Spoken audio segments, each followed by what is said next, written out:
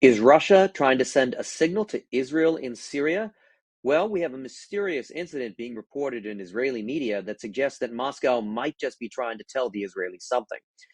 What we have right now is an unconfirmed incident where a Russian operated S 300 air defense system fired on Israeli F 16s while they were conducting a relatively routine air raid in the northwest of Syria. Now, normally, Israel is able to strike targets throughout Syria as part of their long running covert campaign against Iran. Iran's one of the major allies of the Syrian government, the Syrian civil war. And as the Iranians have helped them roll back rebel forces, they've also been setting up bases by which the Iranians one day might strike Israel itself. And the Israelis have been carrying out covert airstrikes for years on these targets with mostly no major incidents. Now, the Russians are also an ally of the Syrian government, and they have formidable air defenses within the country and also a tacit agreement with Israel that Israel can strike certain Iranian targets, but not others. And up until this point, we haven't had any major reports of Russian air defenses going active against Israeli jets.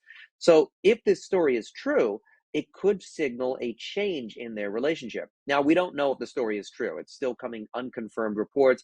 It began with Channel 13 in Israel. They are a reliable source, but that doesn't necessarily mean that all of the incidents as it was reported there is completely true.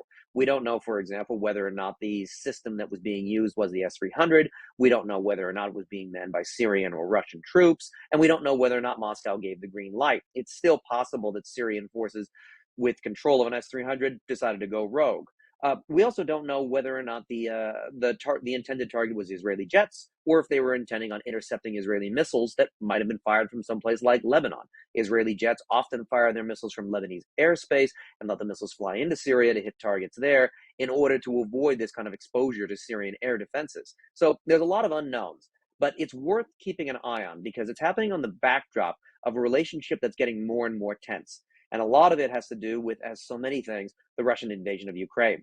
Now, the Israeli public is relatively sympathetic to the Ukrainians, not only because of cultural and social ties, but also because Russia is the aggressor nation in this particular war, and the Israelis are sort of rooting for the underdog, as one might expect.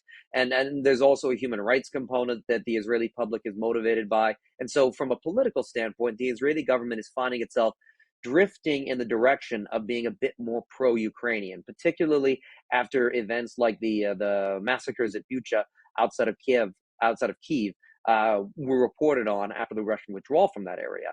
And the Israelis have started to send some defensive equipment to the Ukrainians. Now, the Russians probably want to signal to Israel that sort of drift is something they want to stop. And in Syria is one of the places where they could signal to the Israelis that their changes in policy, however subtle, might have repercussions well beyond the Ukrainian issue itself.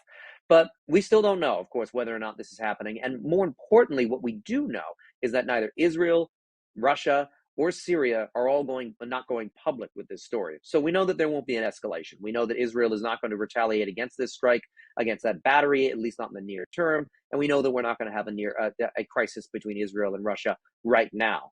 What we don't know is whether or not this is the beginning of a pattern. It is entirely possible that Russia has decided that it's going to start being a little more aggressive towards Israeli airstrike missions in Syria.